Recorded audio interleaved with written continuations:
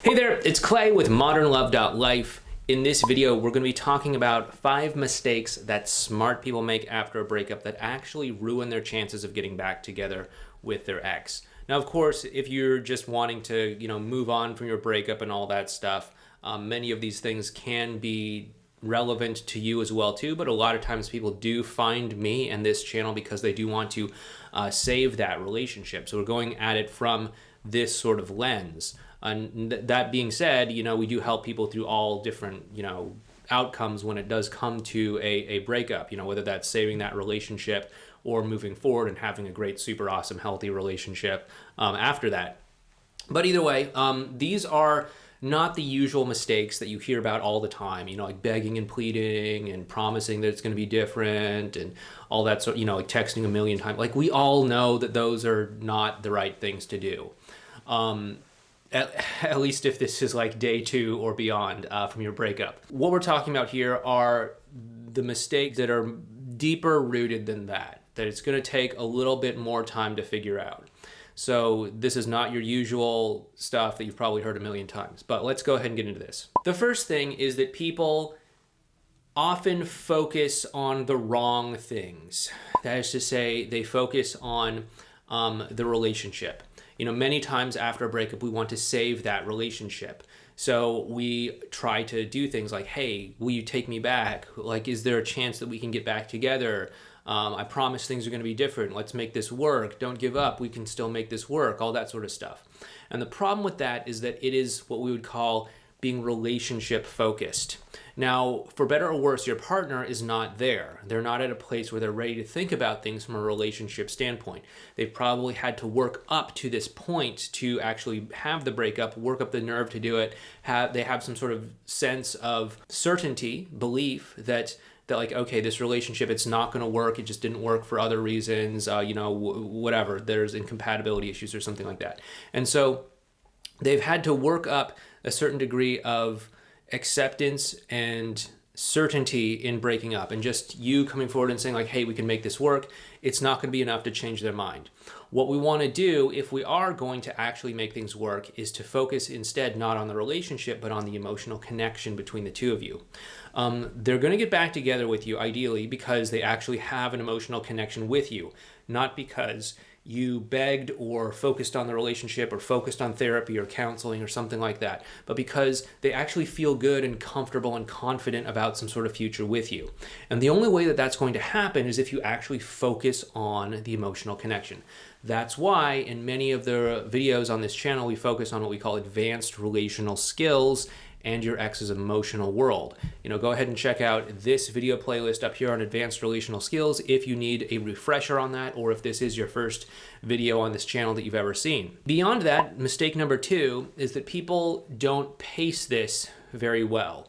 Again, I get it. Breakups can devastate you and shake you and all of that stuff. And, you want to be back together like yesterday. I get it. However, that's not where your ex is at. That's not where your partner's at. Even though we may have this desperate urge to try to make things happen as soon as possible, we have to go at the pace that's going to match them, because they're going to have to go through this journey, this emotional journey of opening up and trusting you again, opening up and trusting themselves again, opening up and trusting the dynamic between the two of you again. This isn't just something that you can say some sort of magic words and it's going to happen. So you have to let them go on this journey. And that means that, this whole process of getting back together is probably not going to happen in like a weekend or something. It's probably going to take several weeks, maybe a few months, maybe even longer. That's fine. That's normal. I've been helping people do this for, 12 years, at least as of the point of recording this video. So this is like super common, okay? And the reason why is because this is really a journey of trust that your partner's going on, trusting themselves, trusting you, trusting the relationship, all that stuff. And of course, trust is not something that you can just make a decision and it's like, boom, now suddenly I trust you. But trust is something that gets built up over time. It gets built up by consistency over time. And so it's going to take some time for them to like really let this all sink in. With that being said, I also want to make it clear that just because you're not actively doing something all the time doesn't mean that things aren't happening with them. Okay, so maybe you're not texting them all the time. Maybe you're not talking to them all the time. Maybe you're not connecting with them all the time. That's okay. You know, they can still be sinking in and absorbing and processing your previous interaction from, you know, a couple days ago or last week or something. They can still be thinking about it as they drive to work or as they're doing things around the house or whatever. They can still be working through their own emotional hangups and issues and stuff like that. Just because you're not doing anything doesn't mean things aren't happening. I promise you that. Okay, so don't think that you constantly need to be doing anything, and if you're not constantly doing anything, they're just going to like stand still. Okay, that doesn't happen. Oftentimes, every time you interact with them and have what we call a positive interaction, things are going to move forward at least a little bit, and they're going to also be processing things and cumulatively integrating everything that's been happening in the past and moving forward. Okay. This brings us to mistake number 3 that smart people make, which is to view this as something other than a game of connection. Now, I've talked about this in a previous video, but you get to choose the game that you're playing, not just with relationships, but with life as well, too. We talked about the power game. We talked about the jealousy game. We talked about the whoever cares the least controls the relationship game and all that stuff. And again, if you want to play those games, that's okay. Just know that you're playing those games. And know that when you win those games, you may not necessarily get a great relationship, okay? You might accumulate power, but people may not love you. People may not accept you, trust you, respect you, and all that stuff, but you may be powerful. I don't know. But just know what game you're playing. But if you want to actually get back together with your ex, in my opinion, the most resourceful game that you can play is the emotional connection game. Now, with that being said, there are so many things that people can get sidetracked on. They can get sidetracked on social media posts. Who's initiating contact first? Is there a rebound relationship or not? Is there a long distance thing or not? You know, who is that person that he's following on Instagram? Like, why does she keep chatting with this person? All of that sort of stuff, right? We can get caught up on so many trivial things, but the thing is, those are not reflective of the emotional connection.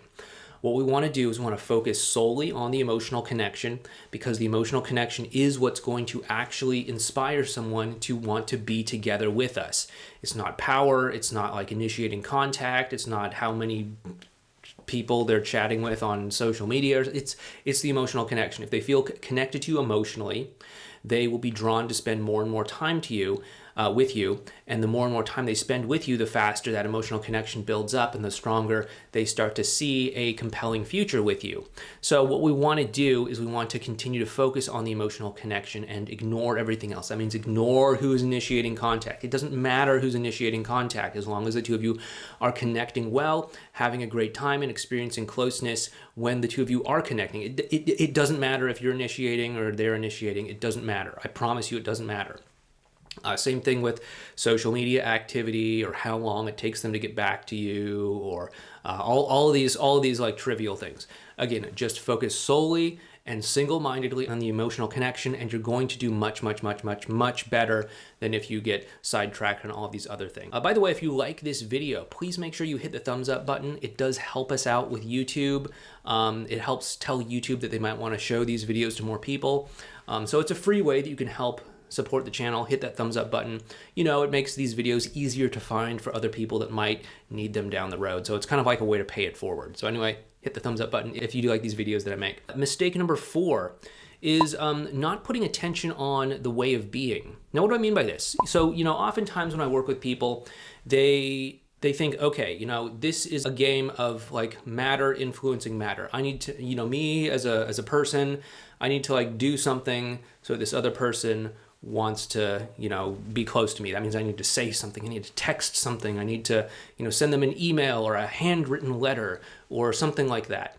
And yes, there is a time and place for that. But what's most important is not that you do something, but who you're being when you do these sorts of things. You know, you can go and meet up with your ex. Like, let's say the two of you are having some sort of coffee date or something like that. You know, you could go up and meet up with them, and you could say words and you can do things, but it's not necessarily going to land well if you're a nervous wreck the whole time. Even if you're like trying really hard to suppress your anxiety, it's going to come through in certain ways. In fact, it's going to probably cause you to focus on the wrong things, Like, oh, hey, like I was like binge watching some videos on YouTube about body language, like their body language, like, oh, they're crossing their arms like that. That means they feel defensive. That means I have no chance. That means all that. Or like, oh, they licked their lips. That means they're like sexually attracted to me or something like that, right? Don't do that, right? You're bringing that anxiety into the dynamic. You're bringing that anxiety into the interaction. And when you feel anxiety, you will get back anxiety, and you'll start to reap the rewards of anxiety, which is more anxiety. So what you want to do is you want to actually say, okay, how is it I want this interaction to go? I want us to have a great time. I want us to connect. I want to feel at peace. I want to feel confident. I want to feel like myself. I want to be relaxed. I want to just step into my own, sense of humor that I typically have. Okay, great. Do that. Do that before you walk through the door into that coffee shop. Take a moment, ground yourself into that way of being, and then carry that energy into the interaction. And you're going to have much, much, much better results than if you carry anxiety, or if you carry insecurity, or if you carry resentment or something like that into the interaction.